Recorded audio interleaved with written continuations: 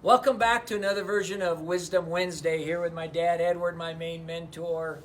And today I want to talk about there's a quote that I love. It says, ideas are appreciated, implementation is cherished. And so the thought about that was we're talking this year about implementation and the impact on it and the what needs to happen in organizations.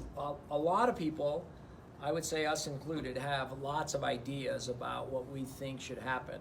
And that's kind of the world. There's a lot of very creative people that are thinking, have idea after idea after idea. And that's great, and I think it's necessary. But one of the biggest issues is that's great as long as you can implement the ideas.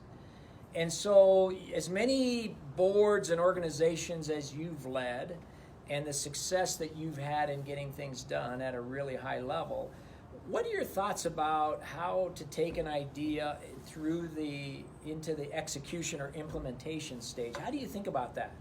Well, I've said it before, and I guess I'll say it again. Plan your work and work your plan. You do have to have the vision, and whatever it is that you're doing, you got to look forward and look at what do you think the end result is going to be, and then move in a way that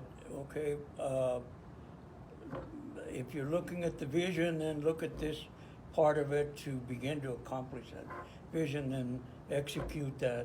Go to the next step, the next step, the next step. I'll give you an example.